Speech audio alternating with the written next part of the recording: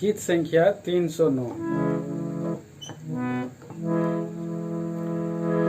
द्वार अनुग्रह का खुला अब है, शीघ्र आओ यीशु बुलाता है। द्वार अनुग्रह का खुला अब है, शीघ्र आओ यीशु बुलाता है।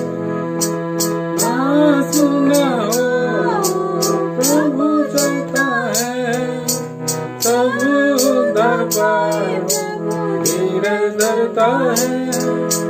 ना सुना हो प्रभु चलता है, सब धीरज धरता है। मन परिवर्तन का अवसर है, इसलिए प्रभु अब बुलाता है। मन परिवर्तन का अवसर है, इसलिए प्रभु अब बुलाता है। द्वार अनुग्रह का खुला अब है, शीघ्र आओ यीशु बुलाता है।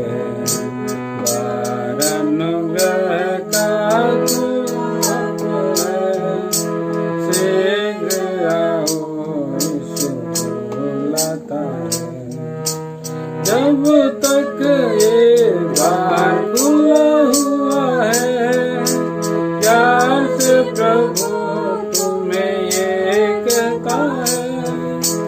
जब तक ये द्वार खुला हुआ है, प्यार से प्रभु तुम्हें ये कहता है। प्रवेश करो मेरी ये इच्छा है, जो माने हो खूब आशीष पाता है। प्रवेश करो मेरी ये इच्छा है, जो माने हो खूब आशीष पाता है।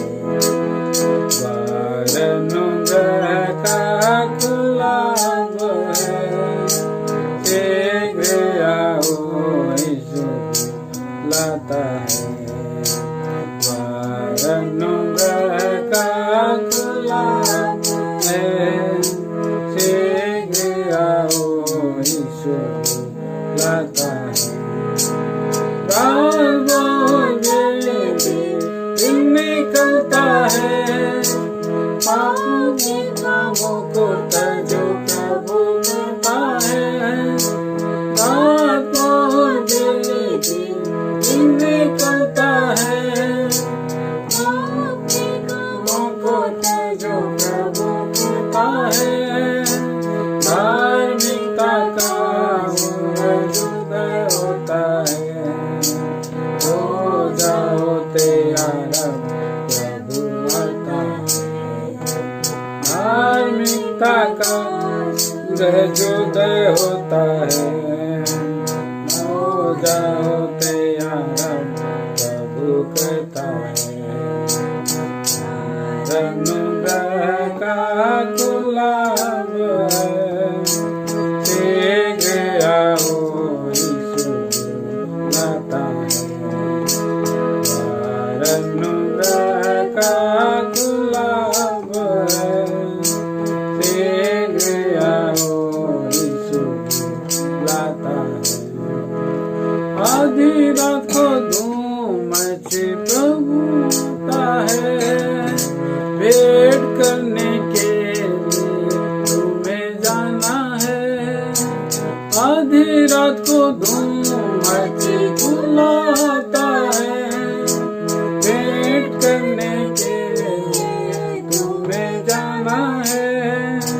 चल देंगे वही जो तैयार है, बाद में प्रभु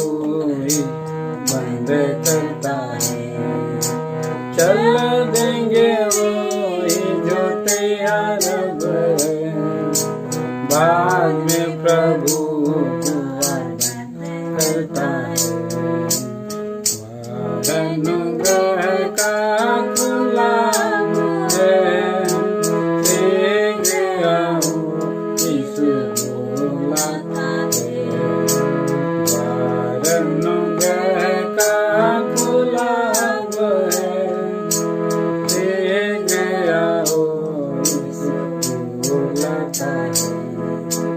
जाना चाहते हो यदि तुम रोना है, यीशु के लहू से तुम्हें क्षमा लेनी है। जाना चाहते हो यदि तैयार होना है, यीशु के लहू से तुम्हें क्षमा देनी है। आनंदा साथ तुम्हें प्रवेश करना है, प्रेमी पिता की यही मनसा है। आदर के साथ तुम्हें प्रवेश करना है, प्रेमी पिता की मनसा है। अनुग्रह का खुला है, देख आओ यीशु लता है। अनुग्रह का खुला है, देख आओ यीशु लता है।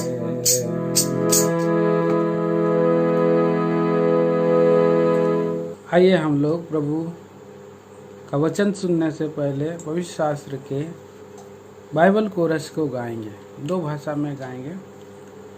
दुनिया में सबसे प्यारी पुस्तक बाइबल, दुनिया में सबसे प्यारी पुस्तक बाइबल, पढ़े जो इसको रोज बरोज, राह में खतरा कोई ना हो दुनिया में सबसे प्यारी पुस्तक बाइबल।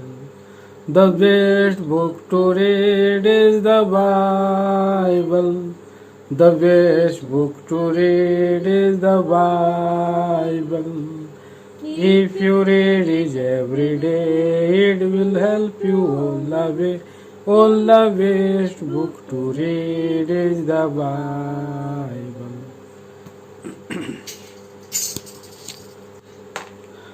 प्रिय भाई और बहनों, आज के दिन में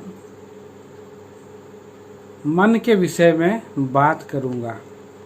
और ये जो संदेश है उद्धार पाए हुओं के लिए और उद्धार नहीं पाए हुओं के लिए, दोनों के लिए और ये संदेश है।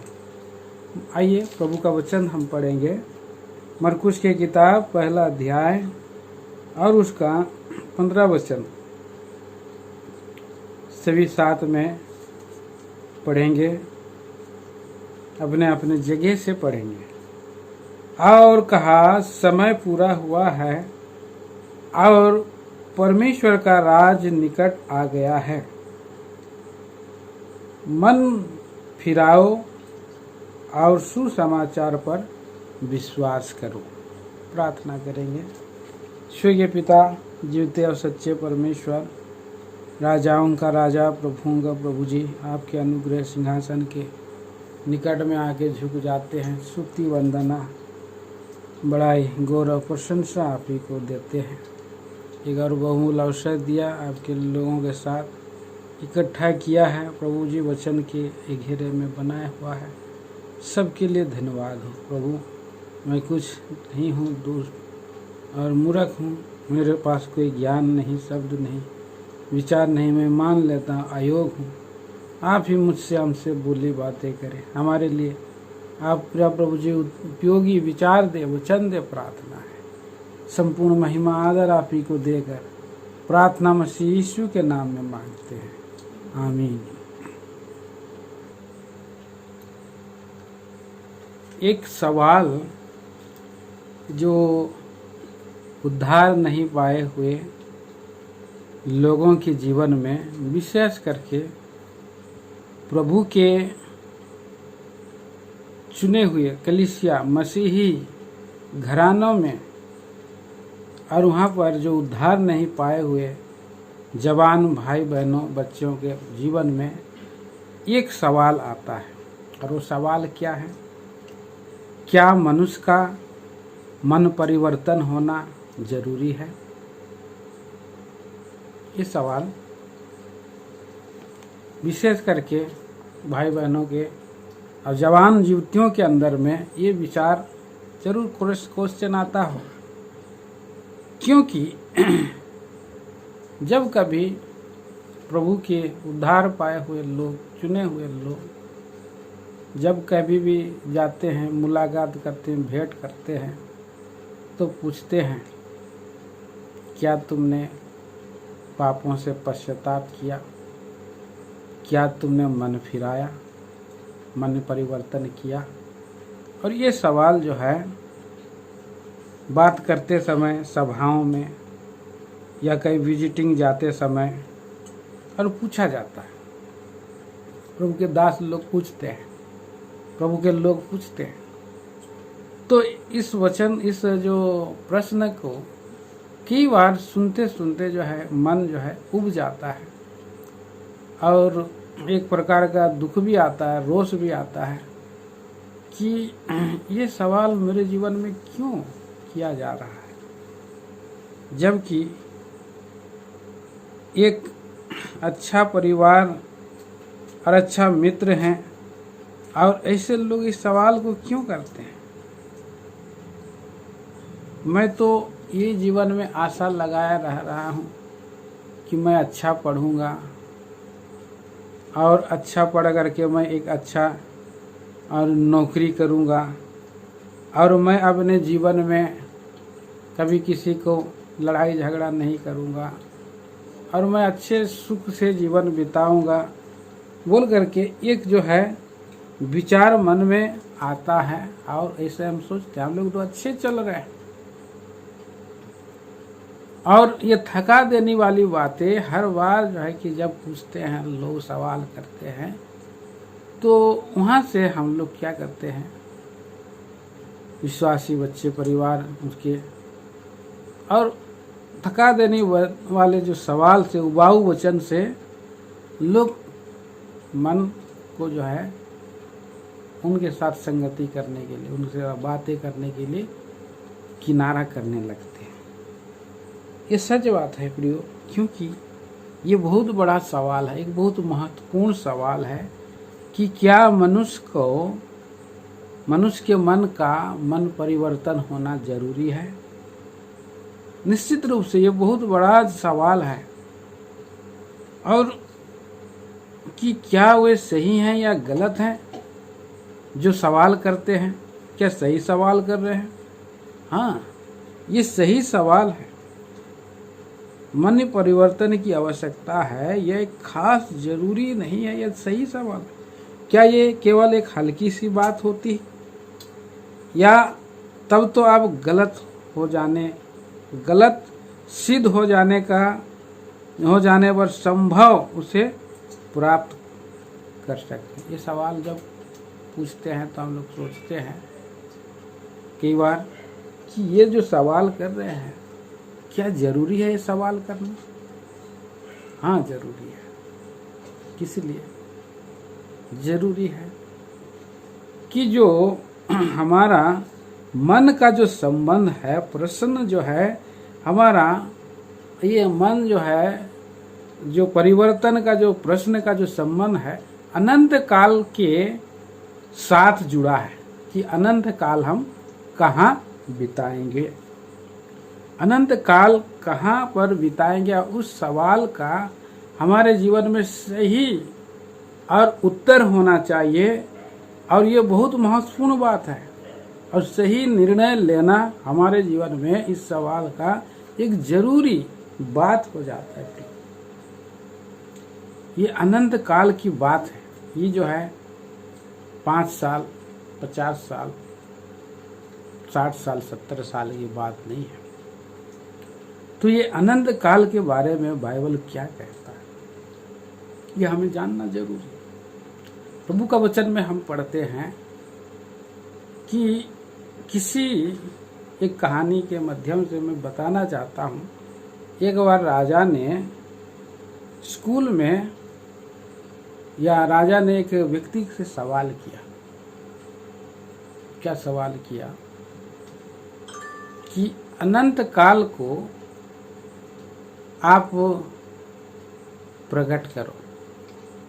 अनंत काल किसको कहते हैं, या अनंत काल का समय क्या है, ये सवाल जब किया, अनंत काल कितना समय तक है, कितना दिन में खत्म होगा अनंत काल, तो बच्चे उस जवान ने जवाब दिया, जी राजा जी मैं बताता हूँ, अनंत काल जो है समाप्त होने के लिए एक उदाहरण देना चाहता हूँ।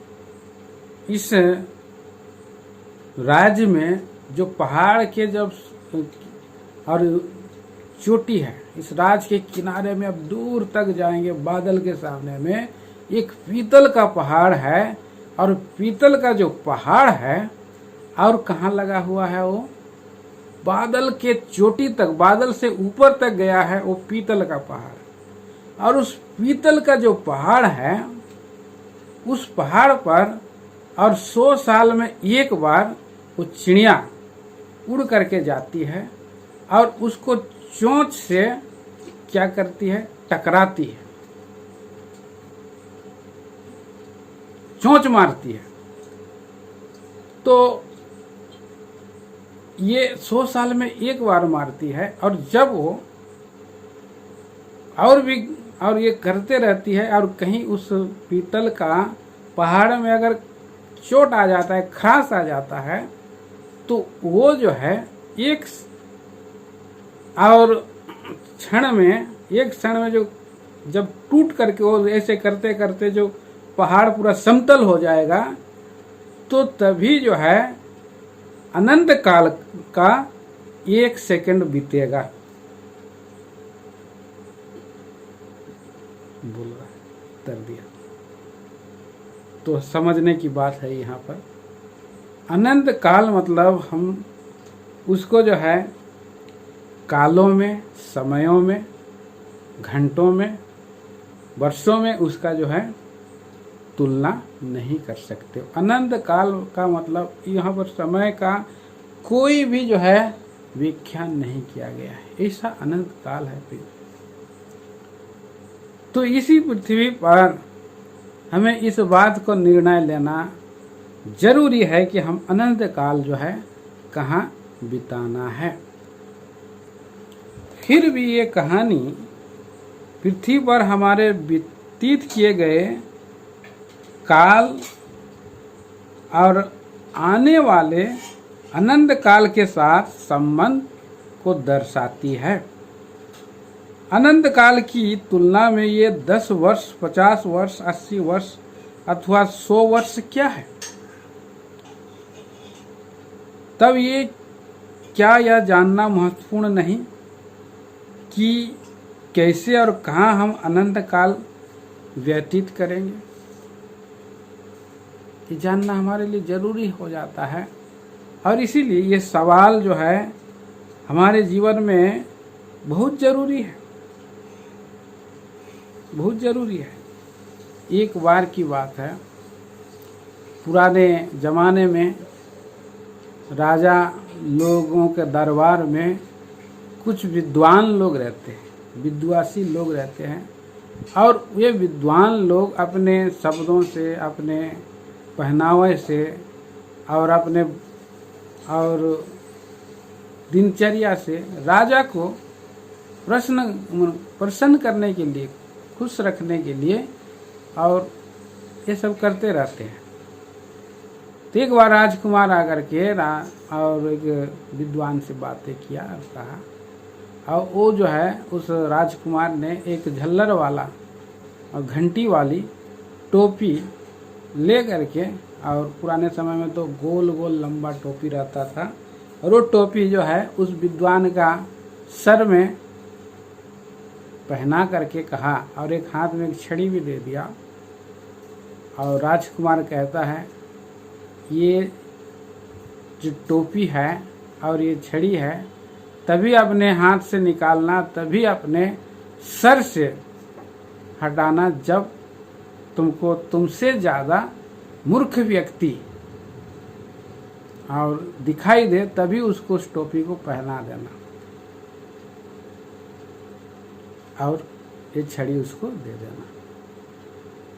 तो विद्वान व्यक्ति सर हिलाया, राजकुमार है। बहुत दिन, थोड़े समय के बाद राजकुमार जो है बीमार हुआ। राजकुमार जब बीमार हो जाता है तो वैद्य जाते हैं ट्रीटमेंट करने के लिए। पता चलता है वही विद्वान व्यक्ति भी राजकुमार से मिलने के लिए गए। अब जब राजकुमार के पास मिलने के लिए गए तो राजकुमार को सवाल किए, पूछे कि कैसा है, तबीयत कैसा है और कैसा इलाज चल रहा है, डॉक्टर ने क्या कहा, वैद्य ने क्या कहा। वो कहता है कि नहीं, मेरा तो यहाँ पर इस बीमारी का, महामारी का, कुछ भी कहें, कोई इलाज और नहीं मिल पा रहा है। वैद्य भी हार गया है। अब तो मायूसी है, अब तो मुझे जो है कि मृत्यु ही निकट दिखाई पड़ रही है।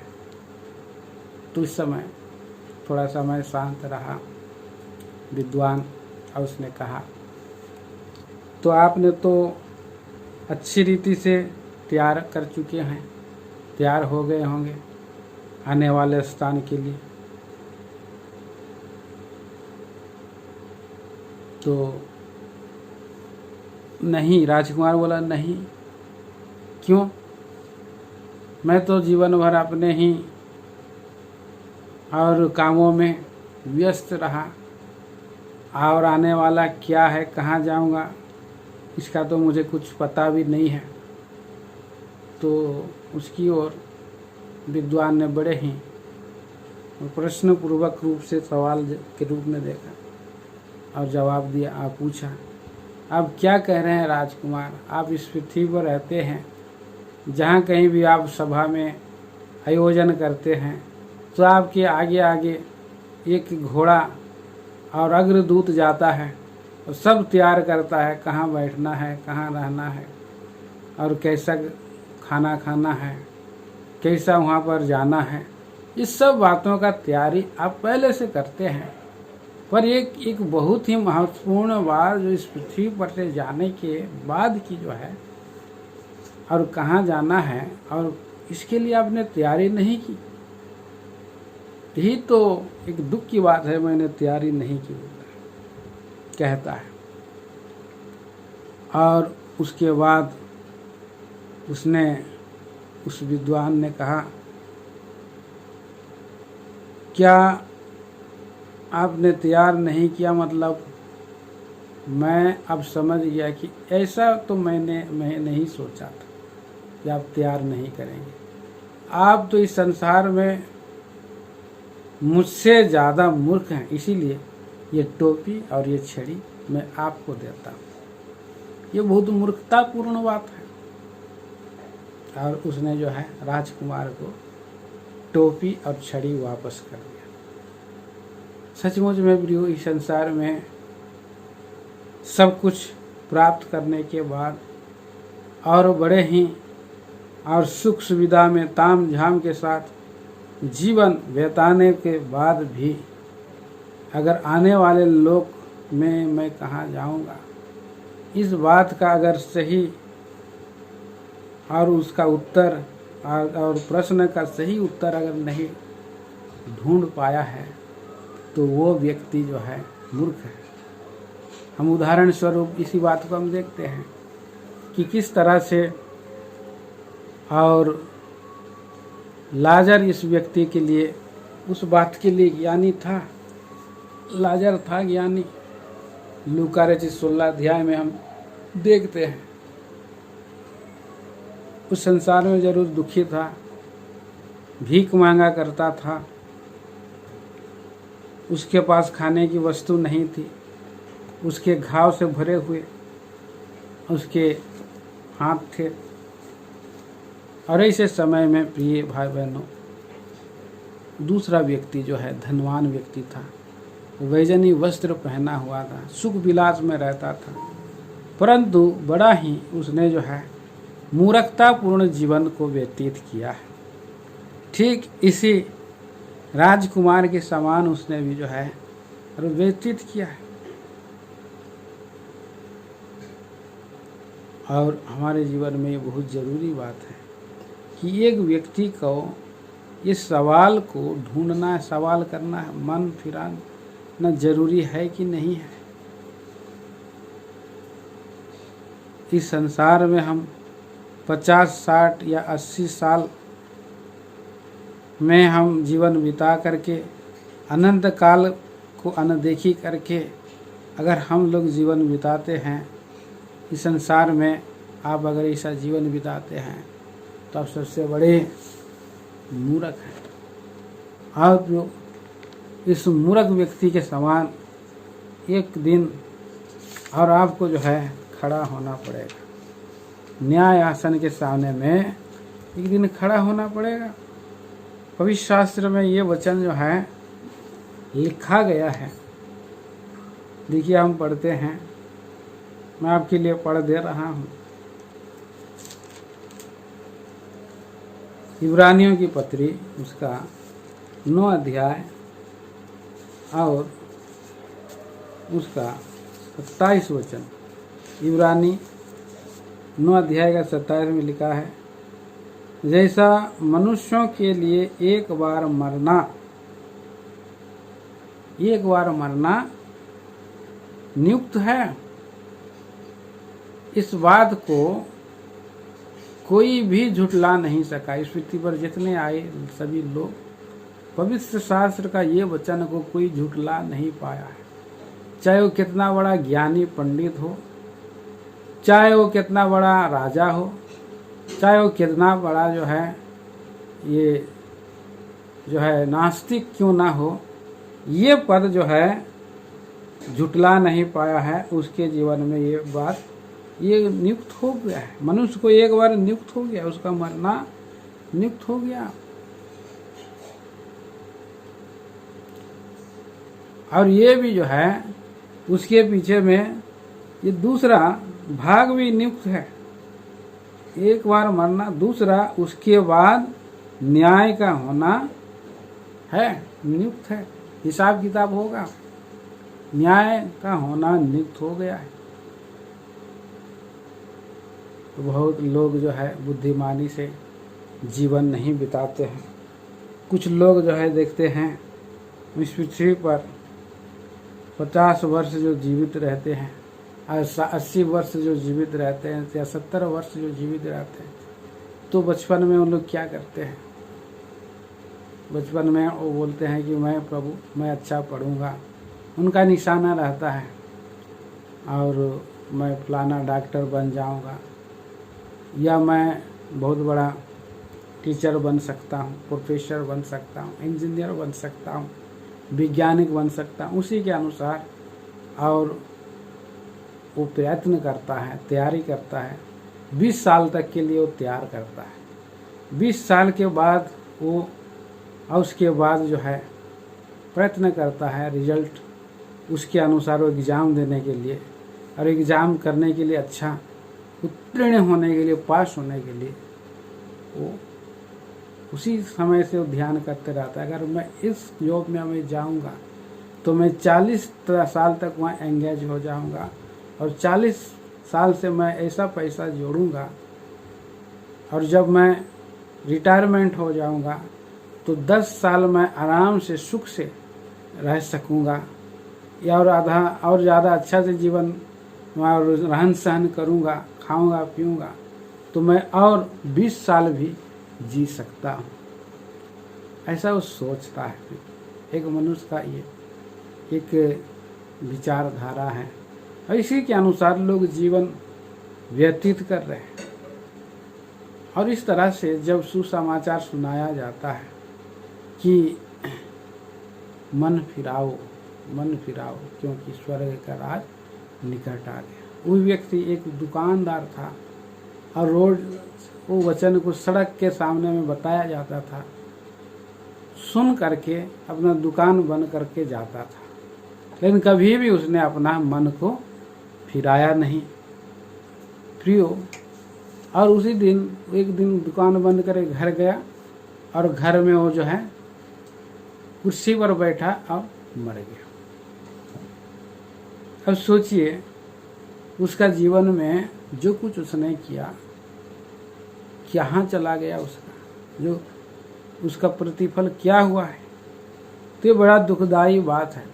आज प्रभु का वचन हमें कहता है, अगर वो लोग मर रहे हैं कि कुछ लोगों ने लोग मर गए, वो गुम्मट में दब करके मर गए बोल रहा है। प्रभु को लोग पूछा कि प्रभु वहाँ पर गुम्मट में दब के मर गए, तो प्रभु ने क्या जवाब दिया, यदि तुम मन ना फिराओगे तो तुम भी इसी रीति से नाश हो जाओगे। 13 अध्याय देखिए, मैं पढ़ दे रहा हूँ, लूका सुसमाचार 13 अध्याय। यह सुन उनसे उत्तर में, देखिए मैं पढ़ रहा हूँ, 1 से पढ़ता हूँ। उस समय कुछ लोग आ पहुँचे और उनसे उन गलीलियों की चर्चा करने लगे जिनका नाम पिलातुस ने उन्हीं के बलिदानों के साथ मिलाया था। पिलातुस ने उन्हीं के बलिदानों के साथ उनका लहू को मिला दिया। यह सुन उसने उनसे उत्तर में ये कहा, क्या तुम समझते हो कि ये गलीली सब गलीलियों से अधिक पापी थे कि ये उन पर ऐसी विपत्ति पड़ी। तो ये एक पिलातुस के सपोर्ट में थे, परंतु पिलातुस ने ही उनका बलिदान करके उनको लहू को उसमें बलिदानों में मिला करके लोगों को खिला रहा है। जिससे मुर्गी जैसे जो है भेड़ काटते हैं, ऐसे मनुष्य का लहू भी उसमें मिला के लोगों को खिला दे संसार में। तो आज क्या क्या अनर्थ काम इस संसार में हो रहा है। ये कहानी जब वो लोग प्रकट कर रहे हैं तो क्या ये लोग पापी थे इसीलिए ऐसा हुआ है? नहीं। 3 पद में बोल रहा है, ये अधिक पापी थे ऐसे हैं, क्या गलीलियों से अधिक पापी थे कि उन पर ऐसी विपत्ति पड़ी? ये प्रश्न किया। मैं तुमसे कहता हूं कि नहीं, परंतु यदि तुम मन ना फिराओगे तो तुम सब भी इसी रीति से नष्ट होगे। तो वो व्यक्ति दुकानदार था, हर समय वचन सुनता रहा था, लेकिन उसने मन नहीं फिराया। अनंत काल कहाँ पर उसको बिताना है, उसने नहीं, इस प्रश्न का क्या जो है कि उसने सिंसियरली नहीं लिया, गंभीरता नहीं लिया। अनंत काल बोलने से, अभी मैंने एक उदाहरण दिया कि चिड़िया 100 साल में एक बार जा कर के पीतल का पहाड़ पर चोंच मारती है, और चोंच मार करके 100 साल में फिर जाएगी, फिर चोंच मारेगी। कितना 100 साल कितना लगेगा, तब जाके उसको खरोंच आएगा, और खरोंच से एक अगर टुकड़ा गिर गया तो अनंत काल का 1 सेकेंड हुआ। नहीं, अनंत काल का तो सेकंड बाइबल में लिखा ही नहीं है। तो ऐसा अनंत काल के लिए ये जो है इस संसार के 60 साल 70 साल 80 साल क्या है, यहाँ से हमारे संबंध जुड़ता है अनंत काल के लिए। प्रभु तो चाहता है कि सब मनुष्यों का उद्धार हो, जीवते परमेश्वर को और अभी हमें ग्रहण करने की आवश्यकता है प्रभु को, और मन फिराने के लिए इसलिए बहुत आवश्यकता है इसमें। और चिढ़ना नहीं है, कई लोग चिढ़ जाते हैं ये सवाल सुन करके। एक भलाई के लिए बातें किया जाता है, भाई आपने मन परिवर्तन किया, उसमें दीन हो जाना है, प्रार्थना करना है। नहीं भाई, हमारे लिए प्रार्थना करिए कि मैं मन फिराना चाहता हूँ, मैं पश्चाताप करना चाहता हूँ। प्रभु तो नहीं चाहता कि कोई भी मनुष्य नाश हो। 1 तीमुथियुस 2 अध्याय का 4 पद में कहता है, वह चाहता है कि सब मनुष्यों का उद्धार हो, सब मनुष्यों का उद्धार हो। इसीलिए प्रभु ने अपने लोगों को राजदूत के समान चारों ओर फैला दिया है। 2 कुरिन्थी 5 अध्याय 20 पद के अनुसार उसने एक पापी मनुष्य के लिए, खूनी मनुष्य के लिए क्या किया है? क्रूस पर गया है। कलवरी के क्रूस पर एक व्यक्ति एक चोर था, जो खूनी व्यक्ति था, उसने प्रभु यीशु मसीह को स्वीकार किया। हजार दूसरे लोग भी ऐसे हैं जो मृत्यु शैया पर रह करके उन्होंने और मन फिराया, पश्चाताप किया है। तो आज हमारे जीवन में प्रियो ये बहुत ज़रूरी है। प्रभु हमें बार बार अवसर देता है और कहता है आज तुम उसका शब्द सुनो तो तुम अपने मन को कठोर ना करो। वो बार बार कहते रहता। आयुब की किताब उसका 33 अध्याय में हम पढ़ते हैं कि परमेश्वर किसी मनुष्य से एक बार अथवा 2 बार बोलता है, पर मनुष्य उस पर ध्यान नहीं देता है।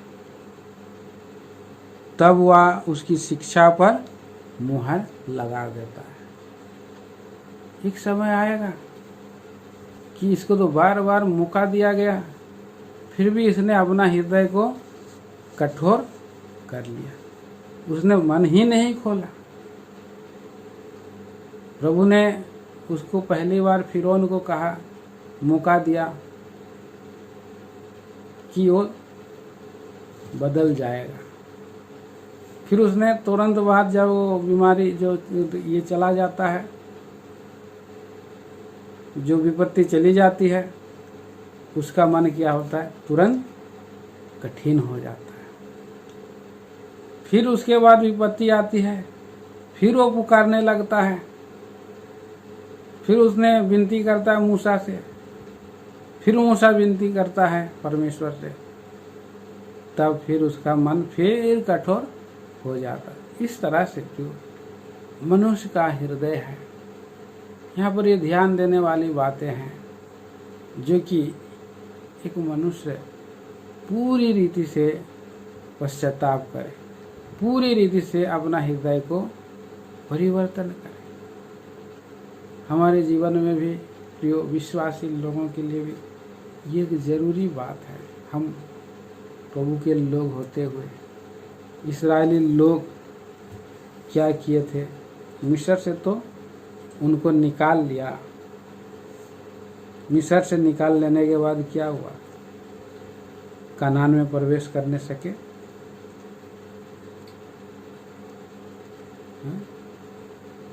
जंगल में ढेर हो, क्योंकि उनका मन वो लोग कठोर किया रहा था। आइए हम लोग इस वचन को भी पढ़ते हैं, इब्रानियों की पत्री और 3 अध्याय, इब्रानियों की पत्री 3 अध्याय और उसका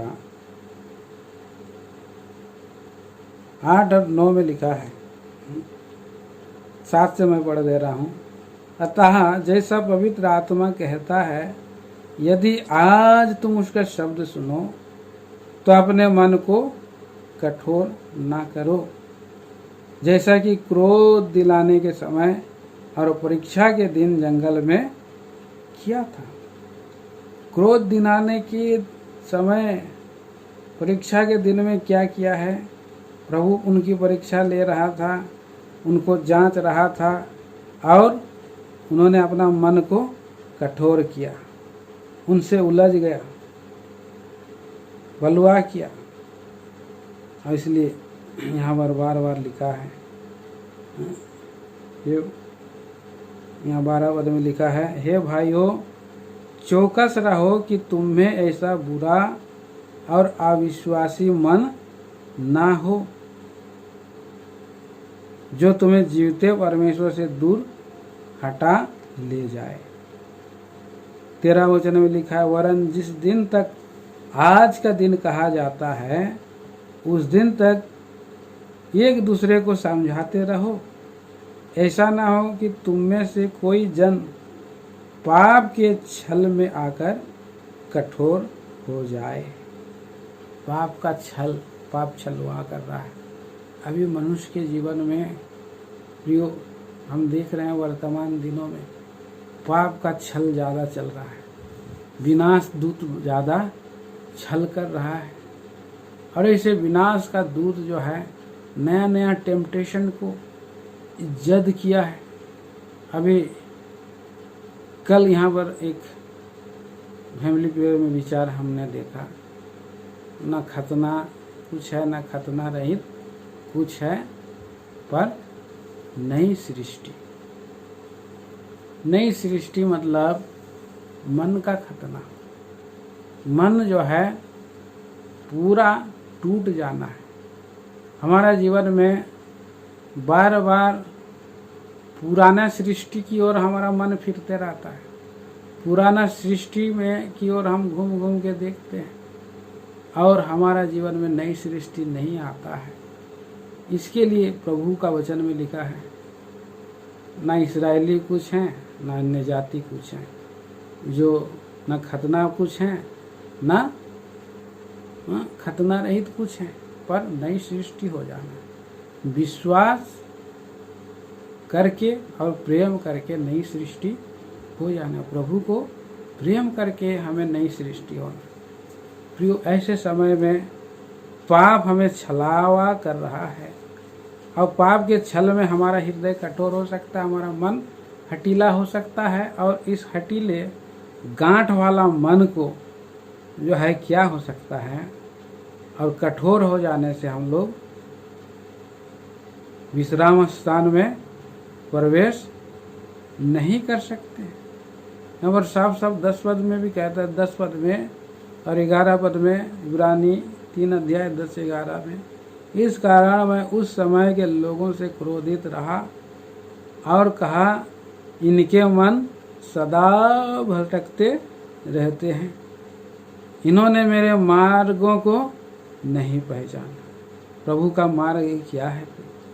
पवित्रता का मार्ग है, धार्मिकता का मार्ग है, सिधाई का मार्ग है। प्रभु का मार्ग और अपवित्र नहीं है। सर कई बार हम अपवित्र भटकने वाला मन, भरमाने वाले बातों के लिए अभिलाषी हृदय और बार बार प्रभु को हम दुखी करने वाला स्वभाव, इसके कारण प्रभु क्रोधित हो सकता है और एक समय आएगा जो द्वार बंद कर देगा। द्वार अगर बंद कर देगा तो कोई खोल सकता है क्या? हम लोग कई बार सोचते हैं, नहीं अभी तो मेरे खेलने कूदने के समय है, बहुत सा समय है मन फिराने के लिए, अभी तो पढ़ने के लिए समय है, घूमने के लिए समय है, अभी तो मैं इधर उधर घूमूंगा, जो कुछ है संसार देखूंगा, मैं जब 30 साल होएगा तभी मैं प्रभु को अपना मुक्तिदाता के रूप में ग्रहण करूंगा, मैं तभी मन को और फिराऊंगा, मन परिवर्तन करूंगा। ऐसा हम लोग का विचार और धारा रहता है। तो प्रियो, ऐसे समय में शुरू में प्रभु ने जो है कि और फिरौन को चांस दिया कि मन फिरा लो, लेकिन बाद में उसका मन इतना कठोर हो गया कि उसने जो है और मृत्यु तक, जब तक कि लाल समुंदर में उसको डाल नहीं दिया गया तब तक उसका मन जो है कठोर रहा। विश्वासी लोग का भी मन ऐसा हो सकता है, इसीलिए यहाँ पर लिख दिया है कि जिस दिन तक आज का दिन कहा जाता है, हर दिन एक दूसरे को समझाते रहो, ऐसा ना हो कि तुम में से कोई जन पाप के छल में आकर कठोर हो जाए। प्रियो, जीवते परमेश्वर से बुरा और अविश्वासी मन हटा न ले जाए। इसीलिए प्रभु कह रहा है, कहता है, क्योंकि हम मसीह के भागीदार हुए हैं, यदि हम अपने प्रथम भरोसे पर अंत तक दृढ़ता से स्थित है। प्रथम भरोसा हम जब ग्रहण किया तो कितना सुंदर जीवन था, नया नया सब कुछ हो गया, नई सृष्टि आ गई, पुरानी बातें बीत गई। देखो सब बातें नहीं हो, नई सृष्टि में प्रवेश करने के लिए नया सृष्टि, नया सब कुछ होना है, फिर पुरानी बातें नहीं रहना। तो प्रभु का वचन में हम इस तरह से देखा है कि एक विश्वासी के जीवन में भी ये पाप बार बार आकर के भटका सकता है, छलवा कर सकता है। जो अपना हल पर हाथ रख करके पीछे की ओर देखता है वो परमेश्वर के राज्य के योग्य नहीं है। मन जो है मिस्र में लगा हुआ था इस्राएली लोगों का, इसलिए वो लोग पहुंच नहीं सके कनान देश में। और जब पृथ्वी को नाश कर रहा था, सदोम और अमोरा को नाश कर रहा था परमेश्वर, और उसको खींच करके स्वर्ग दूतों के द्वारा भी निकाला गया, लूत और उसके पत्नी और उसके बेटियों को, तो भी लूत की पत्नी पीछे मुड़ करके देखी और नमक का खंभा बन गई। लूत की पत्नी को स्मरण करो बोल कहता है। प्रभु आज्ञानता के समयों को ध्यान नहीं दिया, और वो जो है हर जगह भी मन फिराने के लिए, मन फिराना करने के लिए जो है, मन फिराव करने के लिए आज्ञा देता है। हम इसको प्रेरितों के काम 17 अध्याय में हम पढ़ते हैं, उसका 30-31 पद में। इसलिए परमेश्वर अज्ञानता के समयों से आनाकानी करके हर जगह सब मनुष्यों को मन फिराने की आज्ञा देता है, क्योंकि उसने एक दिन ठहराया है जिसमें वह उस मनुष्य के द्वारा धर्म से जगत का न्याय करेगा, जिसे उसने ठहराया और उसे मरे हुओं में से जिलाकर यह बात सब पर प्रमाणित कर दी है।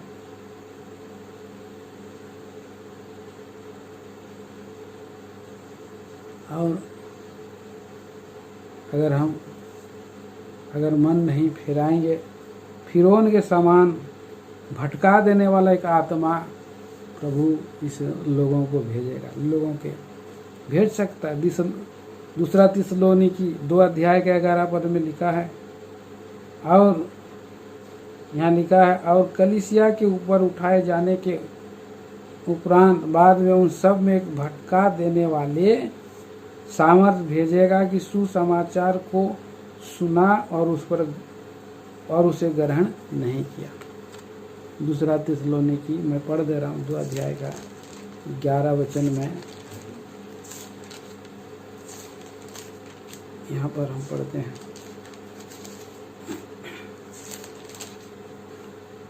इस कारण परमेश्वर उनमें एक भटका देने वाली सामर्थ को भेजेगा कि वो झूठ की प्रतीति करें,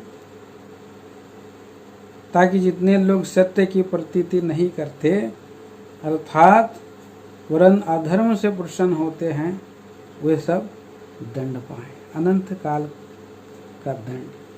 आज हम सत्य अर्थात प्रभु मसीह को ग्रहण नहीं करते हैं, तो ऐसे समय आएंगे प्रियो, भटका देने वाली हम प्रभु यीशु मसीह को ग्रहण ही नहीं कर सकते हैं और भटक जाएंगे, और अनंत काल के नरक में हम जा सकते हैं। सो प्रभु हमें मौका दिया है मन फिराने के लिए। और ये एक सवाल जो है बहुत ही इम्पोर्टेंट सवाल है, बहुत ही ये सवाल जो है आज लोग प्रभु के लोग कर रहे हैं कि क्या मन परिवर्तन होना जरूरी है। एक सवाल है, मन परिवर्तन किया क्या, ये सवाल जरूरी है विश्वासी लोगों के लिए भी, अविश्वासी लोगों के लिए। फर्स्ट स्टेप विश्वासी लोग, अविश्वासी लोग, उन्हें प्रभु को ग्रहण करना है प्रभु। दूसरा जो है, और प्रभु को ग्रहण करने के बाद उसके अनुसार जीवन बिताना। तो हमारे प्रभु हमें आशीष दे, हमें सहायता करे, हमें चलाए और हम मन को फिराएं, क्योंकि मन में असाध्य रोग लगा है, उसका भेद कौन समझ सकता है। इसलिए प्रभु की अनुग्रह भरे हाथों में अपने आप को सौंप दें और प्रभु में सहायता ढूंढें, सामर्थ्य, और हम मन प्रभु की ओर फिराएंगे, प्रभु की उपस्थिति में चलेंगे, प्रभु के चरणों के पास हम बने रहेंगे। इन वर्तमान दिनों में प्रयोग एक और पद पढ़ दूंगा, जबकि प्रभु मसीह का आगमन इतना निकट है और हमें प्रभु जो है कि अपने वचन से चिताया है। देखिए 21 अध्याय, लूका का सुसमाचार 21 अध्याय 34, 35, 36 में पढ़ दे रहा हूँ। इसलिए सावधान रहो, ऐसा ना हो कि तुम्हारे मन और मतवालेपन और इस जीवन की चिंताओं से सुस्त हो जाए और वह दिन तुम पर फंदे के समान अचानक आ पड़े, क्योंकि वह सारी पृथ्वी के सब रहने वालों पर इसी प्रकार आ पड़ेगा।